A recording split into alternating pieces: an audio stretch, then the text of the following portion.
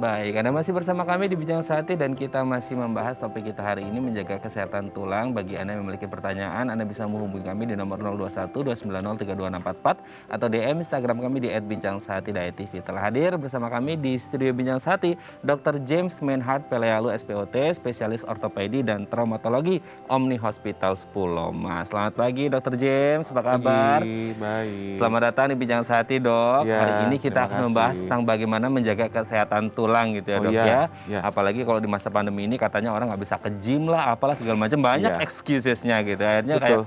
agak apa ya, jadi nggak bisa menjaga kesehatan, terutama kesehatan tulang gitu ya, Ya, Dok ya. Nah, betul. kalau berbicara tentang tulang itu sendiri, apa sih, Dok, dan fungsinya apa gitu?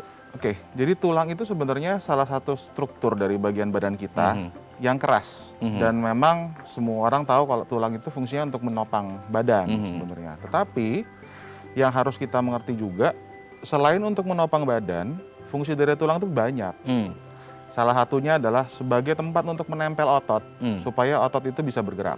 mmm, Jadi pergerakan juga selain tulang juga harus dibantu oleh otot. Yang kedua, dia udah jelas menopang badan, menjaga badan kita sebagai tetap tegap. Yang ketiga, yang kadang-kadang orang juga suka lupa adalah sebenarnya tulang itu sebagai tempat untuk pembentukan sel darah merah. oh, oke Ya, oke, jadi dia membantu untuk membentuk sel darah merah juga di dalam tulang. Jadi itu mmm. juga menjadi salah satu fungsi dari tulang sebenarnya. Iya. Oke oke. Tapi kalau dari itu kan fungsinya banyak nih, Dok, ya. Berarti Ya, itu, betul. ada nggak sih, Dok, jenis-jenis tulang gitu? Oh iya, Heeh, ya tadi seperti tadi dibilang bahwa ada 200 lebih iya, tulang di dalam badan manusia, otomatis dengan berbagai macam jenisnya juga. Jadi yang biasa kita kerjakan, yang kita tahu di sini adalah tulang panjang mhm, atau tulang pipa, itu yang hampir 80% ada dalam badan kita sendiri. mhm, Jadi tulang paha, tulang betis, tulang kering itu termasuk dalam satu tulang paha, mhm. tulang panjang. Ada lagi tulang pendek. Mmm, Tulang pendek itu justru tulang-tulang jari. oh, Itu iya kita iya, sebut sebagai tulang pendek. tulang pendek Jadi ya. atau kalau di bahasa Inggris kita bilang sebagai small bones.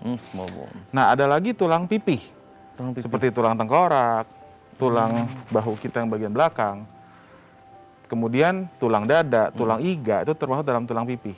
mhm, Nah, yang terakhir ada tulang yang kita sebut sebagai tulang tidak beraturan, atau bentuknya bukan seperti tulang yang panjang begitu, tidak, mmm, tapi bentuknya nggak jelas itu dalam arti kata gini, tidak menyerupai bentuk tulang yang normal. mhm, Contohnya itu tulang belakang, mhm, atau kita sebut sebagai vertebrae. Yang kedua itu tulang jari, mmm, tulang di daerah carpal bone atau tulang di daerah pergelangan tangan, ini pun juga bentuknya kadang-kadang ada yang bulat, ada yang mhm, berbentuk seperti martil. Jadi mhm, memang nggak beraturan. Itu mhm, biasanya. Itu mmm. jenis-jenis tulangnya. Oke, itu dari jenis tulangnya. Nah, Iya. kalau dari strukturnya, Dok, ada beda nggak sih maksudnya struktur tulang dari, jenis kelamin katakanlah pria dan wanita atau kemudian Mhm. dari anak-anak yang kalau saya pernah baca itu kan ada sekitar 200 lebih tadi dokter juga Iya, menyebutkan iya. dan akhirnya katanya seiring bertambahnya usia itu tulangnya jadi kayak ada beberapa yang menyatu gitu. Oh Itu iya, strukturnya betul. gimana sih, Dok? Ada Jadi gini, beda nggak pria, wanita, anak-anak, dewasa atau lansia gitu? oke, jadi gini, untuk pria dan wanita sebenarnya nggak ada bedanya. Mhm, Yang berbeda hanyalah massa, mhm, massa dari tulangnya.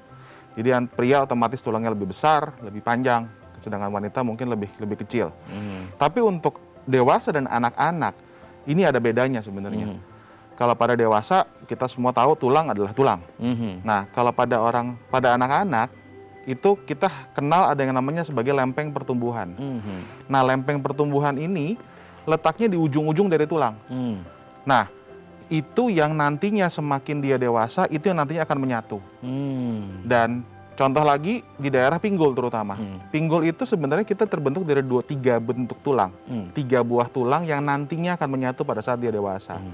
Dan pada anak-anak, ini yang kadang-kadang waktu kita ronsen atau Hmm, karena dia jatuh, kita ronsen, kita akan melihat seakan-akan seperti ada garis yang patah. mmm, Sedangkan ini sebenarnya bukan. Ini hanyalah garis pertumbuhan dari tulang yang nantinya akan hilang pada orang dewasa nanti dia. mhm, Sedangkan kalau untuk pada usia tua, sebenarnya tidak ada berbeda. Yang berbeda seperti Dr. Michael tadi bilang adalah kepadatan dari tulang itu sendiri. mmm, Bagaimana kepadatan itu akan menurun seiring dengan bertambahnya usia. Itu mmm. sebenarnya Oke oke oke. bedanya. Tapi kalau, berbicara tentang ya kalau memang udah kepadatan, kalau bertambah usia memang itu udah faktor yang tidak Ya, bisa dihindari ya. ya, Ya, yang akhirnya membuat fungsi dan kualitas dari si tulang itu betul, agak menurun gitu ya, Dok betul. ya. Tapi selain faktor usia yang memang tidak bisa dihindari gitu ya, Dok. Hmm. Ada nggak sih penyakit tertentu yang bisa membuat fungsi dan kualitas tulang itu menurun, Dok? Oh iya ada, Mhm. ada. Contohnya kekurangan dari vitamin D. Kekurangan dari vitamin D kalau untuk anak-anak kita bilang sebagai rickets ya. Mhm. Tetapi pada orang dewasa kita kenal sebagai namanya osteomalacia atau kelemahan dari tulang itu sendiri. Mhm. Kedua, ada yang kita sebut sebagai Paget's disease. Ini suatu penyakit-penyakit yang memang kita bilang sebagai penyakit metabolisme dari tulang. Dan osteoporosis itu juga salah satu termasuk dalam satu jenis suatu disease yang memang ditimbulkan pada saat dia usia tua. Itu sebenarnya. Dan ada beberapa penyakit lain yang justru mempengaruhi kualitas dari tulang itu sendiri. Jadi contohnya diabetes atau kencing manis. Kencing manis itu juga bisa mempengaruhi ke dalam tulang itu sendiri. Karena kita kenal dengan ada yang kita sebut sebagai diabetic foot. Diabetic foot itu suatu penyakit yang disebabkan oleh diabetes atau suatu kencing manis yang menyerang ke tulang sehingga tulang itu menjadi hancur. Yang kita sebut sebagai diabetic foot. Itu. Oke, berarti kalau kayak diabetes itu ternyata efeknya banyak sekali ya, Dok ya? Banyak. Ke mata, ke tulang dan Betul, lain sebagainya. betul, Sangat luar betul. biasa. Jadi yang itu juga harus hati-hati. Memang. Yang Iya. manis-manis ya, Dok ya. Oke, Iya. berarti ini mengindikasikan bahwa komplikasi penyakit lain bisa berdampak pada kesehatan tulang Oh gitu ya? iya, bisa, jelas. Oh, bisa ya. Jelas Oke. itu bisa. Oke. Tapi kalau dari faktor genetik atau keturunan gimana ini, Dok? Sebenarnya untuk keturunan sih ada yang bilang memang faktor keturunan mempengaruhi. Tetapi itu tidak akan sebanyak dari kondisi di dalam badan dia sendiri. Jadi contohnya dia memang punya keturunan memang orang yang mudah patah atau memang orang punya keturunan kalau masa tulangnya nggak terlalu baik. Tetapi kalau dia bisa jaga dengan olahraga yang baik, dia bisa menjaga aktivitas dia sendiri, itu pun nggak akan ada masalah kok. Karena kedepannya nggak akan pernah ada bedanya. Oke. Kalau untuk katakanlah genetik gitu ya, atau faktor yang lain gitu. Untuk memulai program kesehatan tulang itu ada nggak sih, Dok, maksudnya program khusus dari kecil gitu? Sebenarnya program itu nggak ada Ya? sebenarnya. Yang ada hanyalah olahraga. Olahraga. Jadi yang seperti Dr. Michael tadi bilang, olahraga memang paling baik untuk membantu meningkatkan kualitas dari tulang dan menjaga kesehatan dari tulang itu sendiri. Kenapa? Karena di ortopedi sendiri kita kenal ada namanya hukum Wolff. Hukum Wolff itu bunyinya gini, kalau semakin kita kasih stres terhadap tulang itu, otomatis kalsium akan banyak sekali terdeposit ke situ. Sehingga tulang itu cenderung untuk menjadi lebih baik dan metabolismenya akan jadi lebih baik biasanya. Itulah sebabnya kenapa tadi pada yang sebelumnya Dr. Michael bilang berjalan, terus kemudian menari, itu adalah olahraga, itu adalah suatu aktivitas dan olahraga yang memberikan beban yang berlebih terhadap tulang. Nah itu sehingga hukum itu bisa berlaku sehingga itu yang menyebabkan tulang itu menjadi lebih baik. Itu sebenarnya. Oke. Tapi kalau ngomong tentang kebaikan tulang, dari range usia berapa itu bisa kayak kita kan tadi memang tidak ada program khusus, tapi kalau untuk kayak mengawasi dan mulai tumbuh kembang si tulang supaya tetap baik, itu dari anak-anak atau dari usia berapa itu yang baiknya, Dok? Sebenarnya kalau dari anak-anak sampai dewasa muda, sebenarnya itu tidak ada yang spesial sebenarnya. Yang kita mulai harus memperhatikan tuh begitu kita memulai masuk masa usia di atas 40 tahun. Karena begitu kita masuk masa usia di atas 40 tahun, otomatis metabolisme tulang kita akan mulai berubah sehingga cenderung agak sedikit menurun. Nah, pada saat kita menurun itu yang kita harus menjaga. Disinilah kita mulai menjaga. Tetapi yang kadang-kadang saya selalu bilang adalah kalau kita menjaga dari usia 40 tahun kadang-kadang sudah terlambat. Kenapa? Yang harus dipikirkan tidak cuma sekedar tulang, tapi ototnya, bagaimana dengan sendinya, bagaimana dengan kebiasaan dia. Dan kebiasaan-kebiasaan ini harusnya udah dimulai dari semenjak dia masih dewasa, masih muda sebenarnya. Contoh yang paling gampang adalah banyak sekali orang yang mengeluh sakit pinggang. Tapi ternyata begitu kita trace, dia sebelum dia sakit pinggang 10 tahun, 15 tahun lalu posisi duduknya emang sudah tidak bagus. Terbiasa untuk bongkok. Sehingga kalau kita memulai pada usia 40 tahun sebenarnya udah terlambat sebenarnya. Tapi bukan berarti tidak bisa. Cuma agak lebih sulit biasanya kita kerjakan. Itu saja biasanya. Karena sudah terlalu Terbiasa. usianya, usianya juga agak gitu, Iya, agak over betul. dikit gitu ya dok ya, Betul. agak offset dikit gitu. Betul. Tapi kalau kayak terapi dok, kan banyak terapi-terapi kayak tulang tuh dok ya. Ya. Katakanlah kayak untuk tinggi badan gitu. Ya. Itu sebenarnya aman nggak sih dok untuk fungsi dan kualitas tulang itu sendiri dok? Sebenarnya kalau dilakukan oleh orang yang berpengalaman atau orang yang memang sudah mengetahui, saya sih bilang itu cukup aman. Cukup aman. Tetapi saya selalu encourage bagaimana kalau kita juga harus melakukan itu sendiri. Jadi jangan cuma mengharapkan dari terapi, tapi kita sendiri juga harus mengharapkan apa yang dikerjakan di terapi kita harus kerjakan sendiri juga di rumah. Contoh yang paling mudah adalah stretching sebenarnya. Stretching itu kelihatannya sepele, tetapi stretching itu bisa membantu untuk memanjangkan otot sehingga kita bisa membantu otot ini, membantu tulang supaya kita bisa menopang badan secara lebih baik. Sebenarnya itu. Oke, di usia berapa sih dok? Maksudnya kayak maksimal mentok banget si tulang itu udah bisa nggak tumbuh lagi kan? Biasanya kayak, oh usia 20 udah nggak bisa tumbuh lagi, mau berenang, mau apa segala macam nggak ada efeknya gitu. Itu di usia berapa kira-kira? Jadi gini, masing-masing tulang itu sebenarnya punya usia maturitas sendiri-sendiri sebenarnya. Cuma biasanya kalau kita untuk pasien saya selalu bilang untuk perempuan, biasanya di usia 17, 15, 16, 17 itu sudah mulai berhenti. Kalau untuk laki-laki kadang-kadang sampai usia 20 tahun baru mulai berhenti. Tetapi yang paling penting adalah bukan usianya sebenarnya, tapi kadang-kadang kita lihat dari ronsen. Karena dari ronsen kalau pertumbuhan itu sudah menutup, sudah tidak terlihat lagi ada garis di situ, mungkin itu sudah kita bilang sebagai mature, sebagai maturitas dari tulang. Jadi biasa di umur-umur segitu sih sudah mulai berhenti biasanya. Jadi udah mentok gitu ya, udah Mentok. mature gitu ya. Iya. Oke dok, nanti kita akan bahas lagi tentang bagaimana menjaga kesehatan tulang. Baik. Bagi Anda pemirsa yang memiliki pertanyaan, Anda bisa menghubungi kami di nomor 021 290 32644 atau DM Instagram kami di @bincangsaati.tv. Kami akan segera kembali.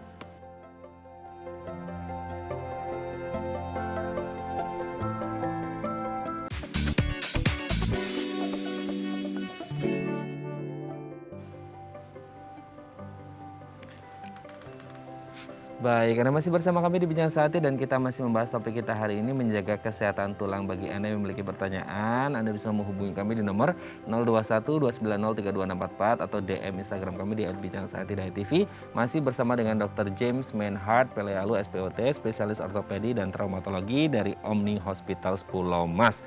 Dok, kita lanjut lagi dok. Sebenarnya kalau konteksnya tulang yang sehat dan kuat gitu ya dok, itu untuk masuk kategori tulang yang sehat dan kuat itu indikatornya apa aja sih? Maksudnya kayak bisa kita rasain enggak gitu secara langsung? Oke, sebenarnya tulang itu tidak punya saraf. Sebenarnya tulang itu nggak punya saraf sama sekali. Jadi kadang-kadang kita nggak bisa tahu kalau tulang kita ada masalah atau tidak. Kadang-kadang justru ketemunya pada saat kita secara tidak sadar umpamanya jatuh atau terpeleset atau kecelakaan di mana kita baru bisa tahu pada saat kita ronsen sebenarnya.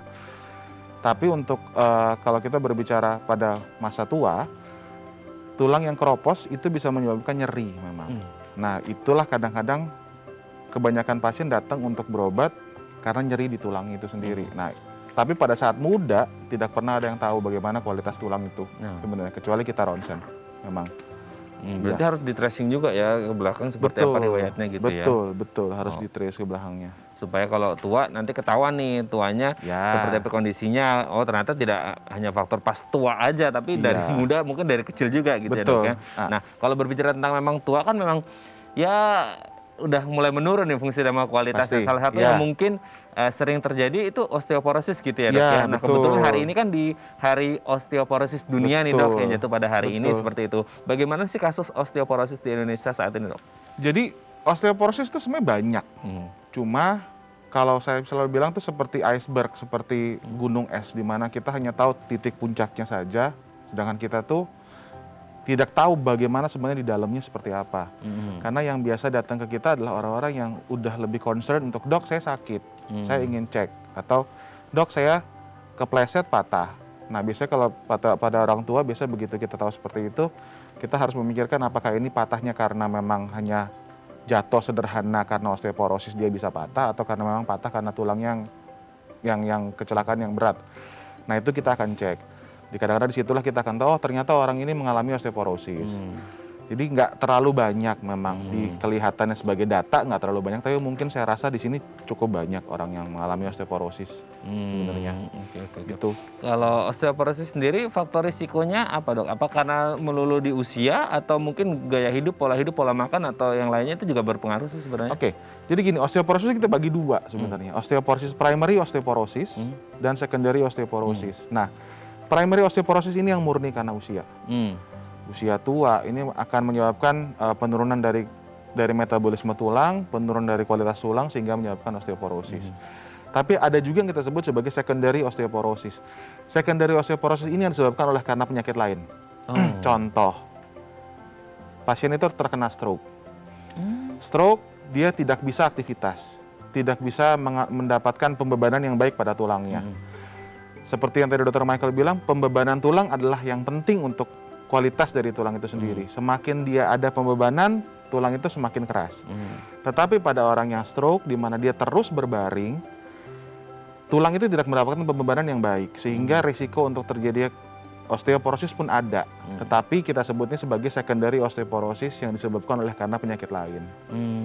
Atau orang itu terlalu lama tiduran. Tidur terlalu lama, entah karena dia ada masalah dengan jantung, ada masalah dengan paru-paru di mana dia berbaring terlalu lama, itu juga akan membuat terjadinya secondary osteoporosis. Itu biasanya. Oke. Dok, sebelum lanjut, kita sudah ada DM Instagram dok, kita baca terlebih dahulu dari pemirsa, kita lihat di layar dok. Dari @Wahyu Saputro, saya 46 tahun, sudah 5 tahun sakit punggung dok, sekarang menjalar ke kaki dan tangan. 5 tahun sakit punggung, sudah disuntik tapi tidak ada perubahan, katanya harus suntik vitamin B12, apa benar dok? Sakit punggung menjalar ke kaki, harus dari Pak Wahyu, B12 itu gimana dok? Terima kasih Pak Wahyu.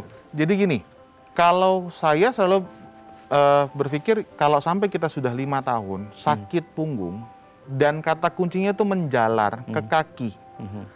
Kata kunci menjalar ke kaki ini harus kita trace sebenarnya. Minimal kalau saya selalu akan tanya apakah perlu kita ronsen, X-ray untuk melihat bagaimana kualitas dari tulang itu, terutama tulang belakang. Kadang-kadang yang kedua adalah bentuk dari tulang belakang itu pun sudah mulai berubah.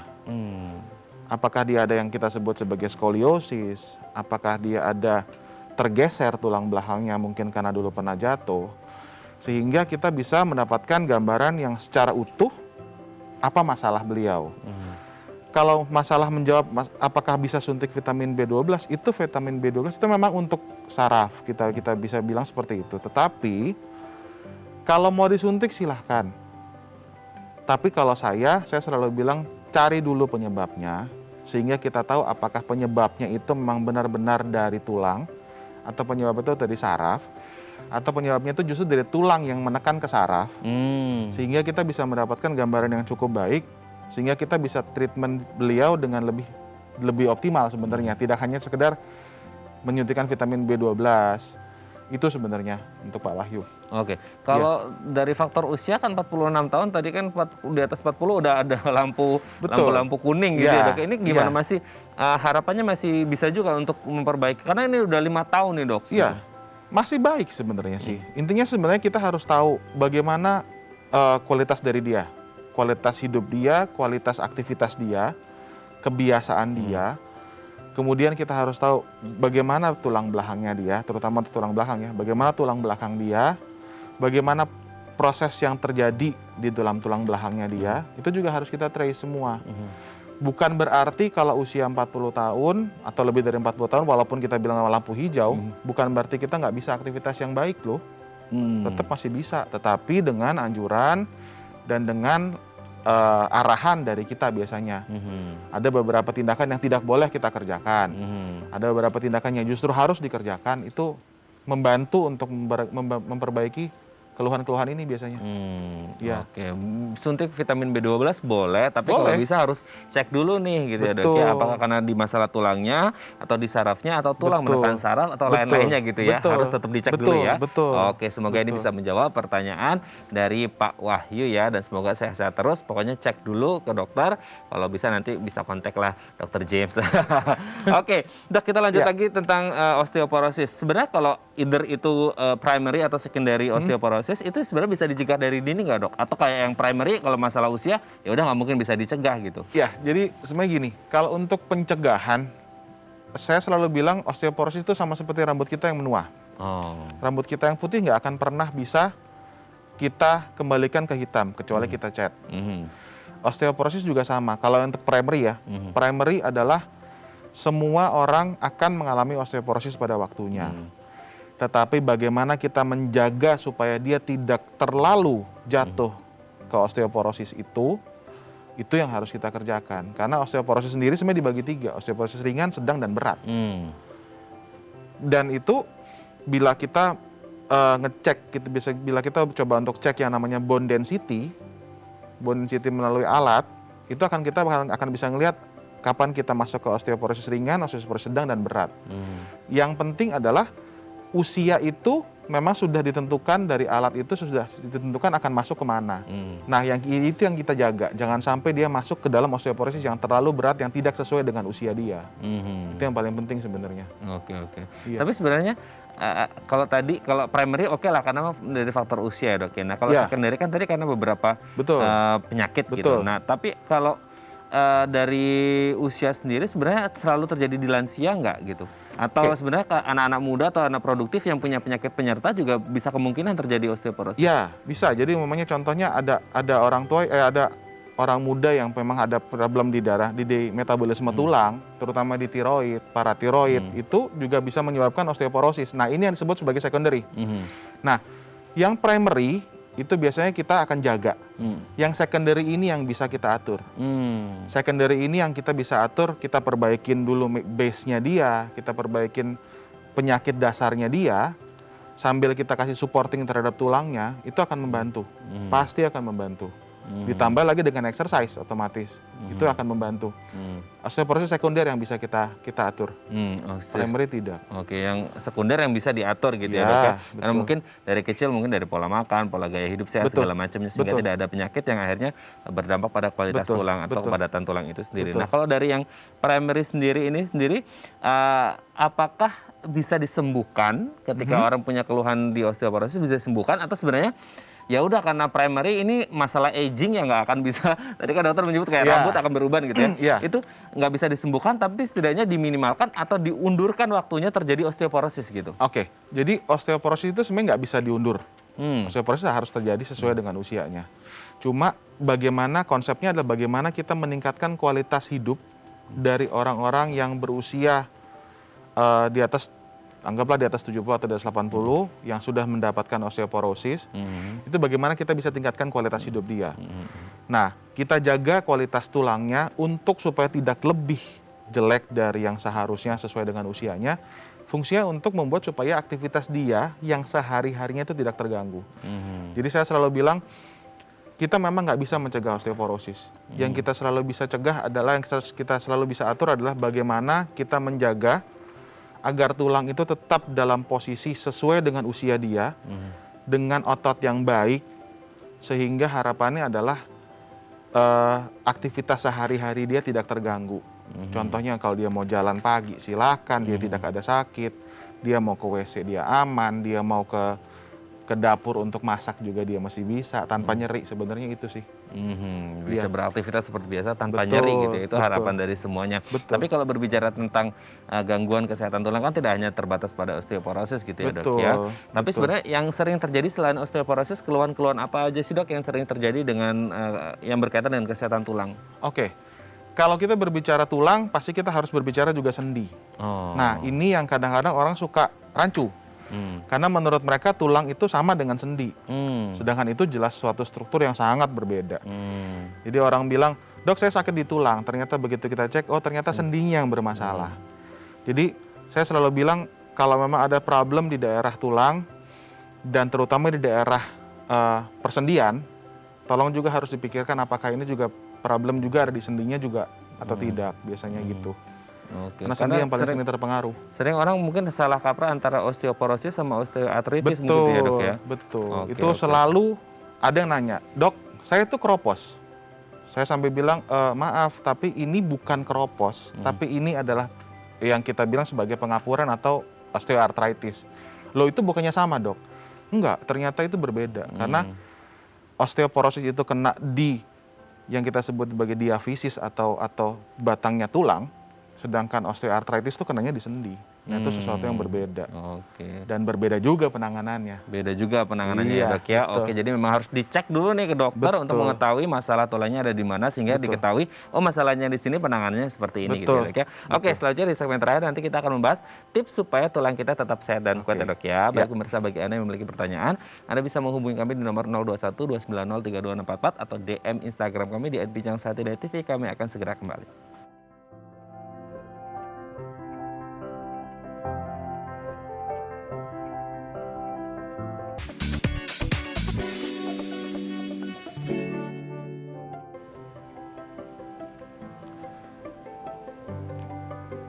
Baik, Anda masih bersama kami di Bincang Sati dan kita masih membahas topik kita hari ini menjaga kesehatan tulang. Masih bersama dengan Dr. James Manhart, Pelealu SPOT, spesialis ortopedi dan traumatologi dari Omni Hospital Pulau Mas. Dok, di segmen terakhir ini kita akan membahas beberapa tips untuk menjaga supaya tulang kita tetap sehat dan kuat ya dok ya. Kita lihat yang pertama.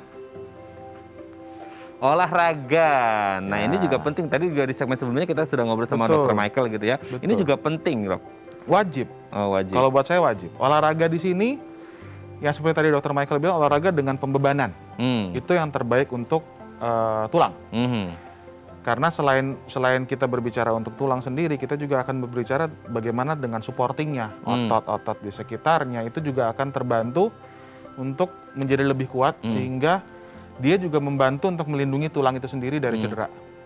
Oke. Kalau boleh saya konfirmasi sekali lagi, kalau ada masalah tulang, keropos harus beraktivitas atau kalau yang masalah sendi atau pengapuran nggak boleh beraktivitas atau gimana? Jadi gini, kalau untuk osteoporosis, yang seperti tadi yang saya bilang, osteoporosis itu butuh pembebanan sehingga kalsium bisa masuk ke dalam tulang.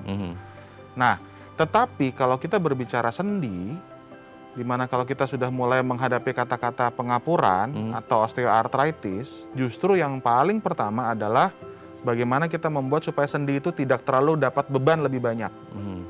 Nah, jadi kadang-kadang yang memang sulit adalah bila kita menemukan ini secara bersamaan. Dan itu sering kasusnya dok? Sering, itu sering sekali. Jadi biasanya kita akan memodifikasi olahraganya untuk mendapatkan kedua-duanya. Jadi biasanya kalau saya selalu bilang, carilah olahraga yang tidak terlalu membebani daerah yang mengalami osteoartritis. Tetapi kita tetap harus kombinasikan juga dengan latihan beban atau olahraga yang membantu untuk tetap mendapatkan stres terhadap tulang, walaupun tidak di tempat yang terkena. Jadi itu, jadi saya selalu bilang kalau memang untuk sakit di daerah lutut, untuk lututnya kita selalu bilang kalau emang bisa berenang atau sepeda. Untuk lainnya tolong angkat berat, pembebanan dengan melakukan angkat berat, itu juga bisa biasanya. Oke, berarti harus tahu dulu itu masalah di tulang atau sendi gitu ya dok. Betul. Next, vitamin D. Ini bisa didapat dari mana? Yang simple, murah, dan selalu ada. Vitamin D ini sebenarnya di alam. Jadi Tuhan tuh sudah memberikan sinar matahari yang begitu bagus di Indonesia, sehingga sinar UV-nya itu yang bisa kita pakai. Jadi sebenarnya bukan vitamin D-nya ada di matahari, tidak. Vitamin D itu ada dalam bentuk tidak aktif dalam badan kita. Dari makanan itu dalam bentuk yang tidak aktif. Dan itu sudah ada di dalam badan kita. Dan bagaimana UV ini akan mengaktifkan yang tadinya vitamin D yang tidak aktif menjadi vitamin D aktif, yang akan berfungsi untuk membawa kalsium ke dalam tulang. Jadi itu sebenarnya vitamin D-nya. Jam berapa dok idealnya? Untuk ideal memang kontroversi. Ada yang bilang pagi, ada yang bilang siang. Tapi kalau saya selalu bilang tolong diusahakan sebelum jam 12. Sebelum jam 12 ya? Dan karena itu nggak terlalu baik. Jangan terlalu lama juga lah ya? Mungkin 10-15 menit sudah cukup? 5-10 menit pun cukup kadang-kadang. Oke. Dan yang lucunya adalah kadang-kadang orang selalu bilang, dok, saya akan membuka baju saya untuk supaya sinar matahari terkena lebih banyak. Nggak mesti harus begitu. Nggak harus buka baju ya? Kita dengan pakai baju biasa pun itu udah bisa nembus gitu ya? Iya, tetap tembus kok. Next. Hindari minum soda, ini juga bahaya dok ya? Ini sebenarnya lebih ke arah diet. Lebih ke arah diet. Jadi soda di sini akan mempengaruhi untuk ke berat badan yang berlebih, akan mempengaruhi ke bagaimana gula terutama. Jadi itu akan membantu untuk mengurangi penyakit-penyakit metabolisme yang bisa yang akan berdampak mengakibatkan ke ke tulang. tulang. Oke. Betul. Next. Masak dengan rempah ternyata ada juga ya? Iya, masak dengan rempah di sini sebenarnya juga sama seperti diet juga. Oke, Jadi nggak berarti terlalu ini. secara tidak langsung ke Yes, kesehatan gitu ya. betul. Oke, terakhir. Betul. Makanan sehat seimbang. Nah, ini yang juga penting ya, Dok ya? Ya, ini penting. Karena apa? Karena gini, kalau kita berbicara kesehatan dari tulang, kita suka tahu kan, tulang itu sebenarnya fungsinya untuk menumpu dan menjaga supaya support terhadap badan kita. Nah, semakin berat badan kita, semakin berat juga tulang itu akan mensupport badan kita. Nah, ini yang selalu kita bilang, kalau bisa memang kita atur dietnya, kita akan bisa ngebantu tulang itu dengan lebih baik sebenarnya dari diet. Itu sebenarnya. Oke. Iya. Harus imbang ya, Dok ya, antara diet dengan aktivitas. Yes, betul. Jadi saya selalu bilang antara diet dengan olahraga. Jadi bukan activity. Karena berbeda antara olahraga dengan aktivitas, ini kadang-kadang suka berbeda. Jadi olahraga itu ada pemanasan, ada olahraganya sendiri, ada pendinginan. Kalau activity cenderungnya orang untuk bilang, oh saya sudah aktivitas, saya sudah mondar-mandir naik turun tangga, itu menurut saya sudah cukup. Enggak. Ada yang Enggak lain begitu, gitu ya, ada Dok yang ya? lain. Oke. Itu Oke, sebenarnya. berarti antara balance dietnya sama olahraga gitu Iya, ya. betul. Baik, terima kasih Dr. James hari ini sudah Iya. berbagi bersama kita semuanya di Bincang Sehati. Semoga kita doakan kita selalu sehat terus, terutama untuk kesehatan tulang, dan kita doakan pandemi ini segera usai gitu Amin. ya. Iya. Baik, terima kasih Dr. James. Iya. Sehat terus dan salam untuk keluarga di rumah. Terima kasih. Baik, pemirsa, bagi Anda yang memiliki kritik dan saran, Anda bisa menghubungi kami di nomor 0889 8100 5000, atau Anda bisa follow media sosial kami di @bincang sehati diet TV. Saya Raden Madlias pamit, sampai jumpa dan selamat beraktivitas.